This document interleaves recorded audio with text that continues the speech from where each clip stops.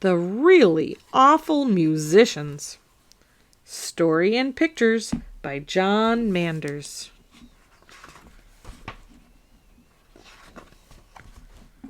Ugh. Once upon a time, in a kingdom amazingly far away, music sounded incredibly, bad. The king couldn't even stand to listen to his own royal musicians. One at a time, they weren't so awful, but together, they sounded horrible. The king couldn't face another evening of it. Enough! No more loud, soft, fast, fast, fast, slow, screechy, bellowy, terrible musicians. Hire me some mimes, he thundered. He decreed that henceforth music would be banned throughout the kingdom, and anyone caught playing music would be fed to the royal crocodiles.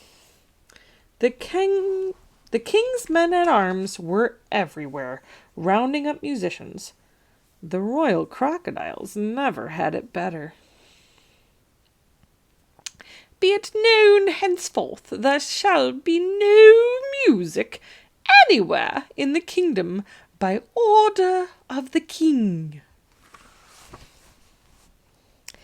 In an out-of-the-way village, little Piffero played a tune on his pipe. Poot, poot, poot, poot, poot. Thumb, thumb, thumb, thumb, went his drum, but the royal men-at-arms found his hiding place. Help me, Charlemagne, Piffero whispered to an old dray horse grazing nearby. The horse's name wasn't really Charlemagne, but he liked the sound of it. He was proud of his mane. Piffero vaulted onto the back, and off he rode into the night. All night long he rode. Before dawn the next morning, Piffero and Charlemagne were greeted by a sound that was almost too fast to hear.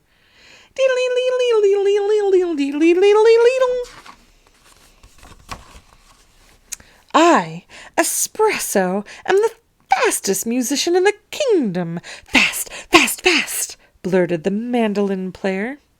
I can play a 3-minute waltz in just under 12 seconds. We're escaping from the king's soldiers, if you want to come with us, said Piffero. On they rode. Piffero's pipe went poot, poot, poot, poot, poot. Thum, thum, thum, thum, went his drum.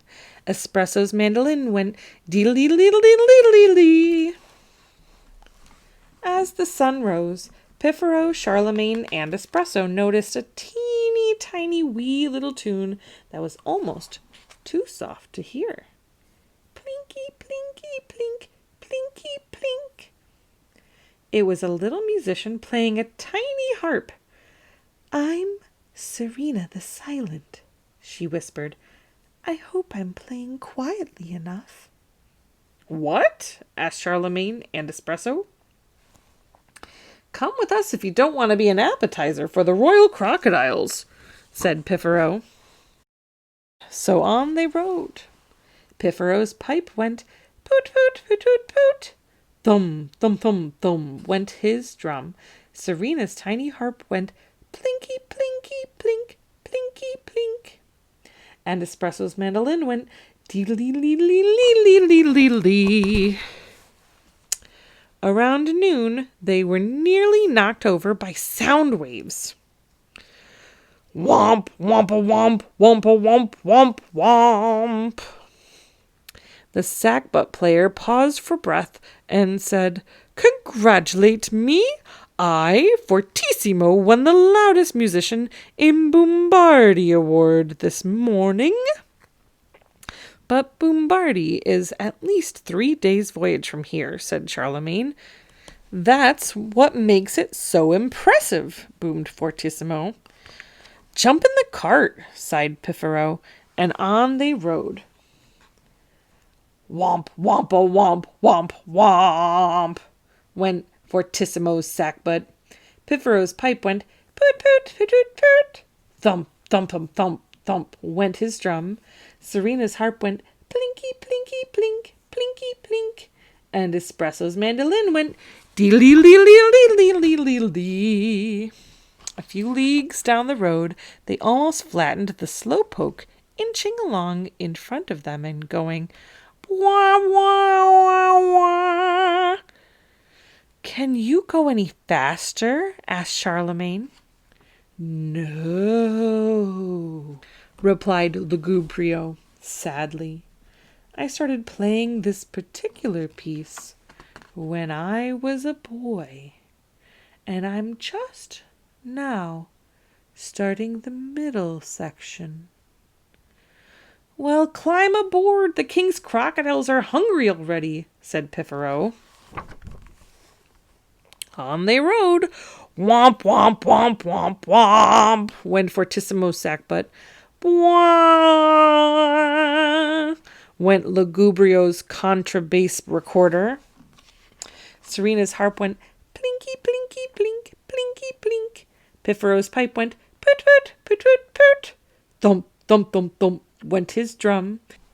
Espresso's mandolin went dee-lee-lee-lee-lee-lee-lee-lee. All afternoon they played on the road.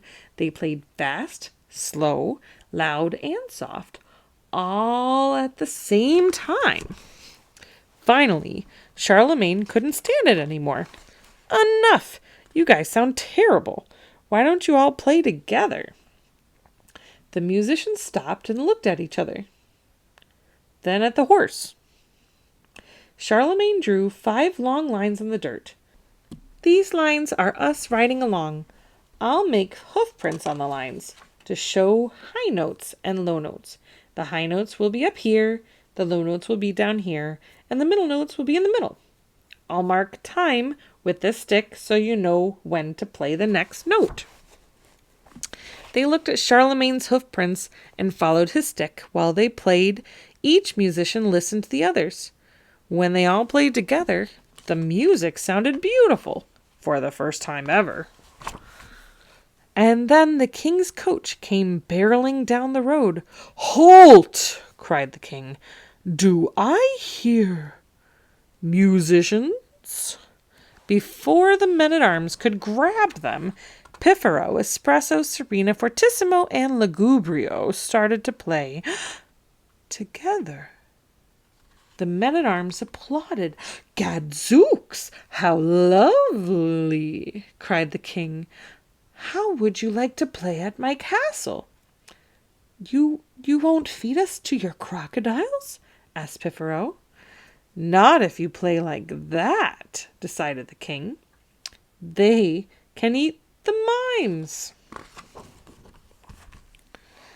And so Piffero and his friends became the king's musicians in residence, and beautiful music was heard everywhere from then on. Author's note. Some things in this story are almost true. When the real Emperor Charlemagne, which means Charles the Great, came to power in 800 AD, each choir throughout the empire, Western and Central Europe, sang music differently. They'd sing the same words of a hymn, but every church had a different tune. Charlemagne thought it would be a good idea if all the choirs sang from the same songbook, and so his minister, Alcuin of York, came up with the idea of musical notation, that is, writing down the notes of a tune. When the notes are written down, you can create a musical piece with more than one melody being played at the same time.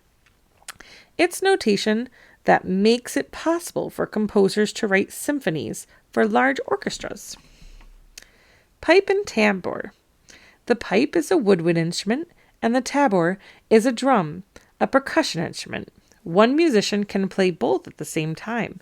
The pipe has only 3 holes, so the notes are fingered with one hand as the player blows into it.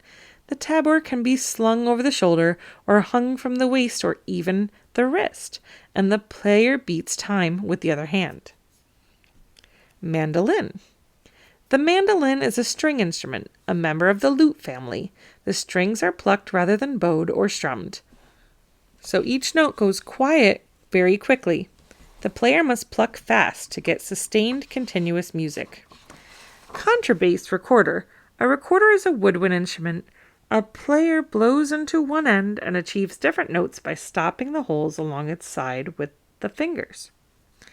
A contrabass instrument has very low pitch. This one plays lower notes than other recorders. Sackbut. The sackbut is a brass instrument, the ancestor of the slide trombone.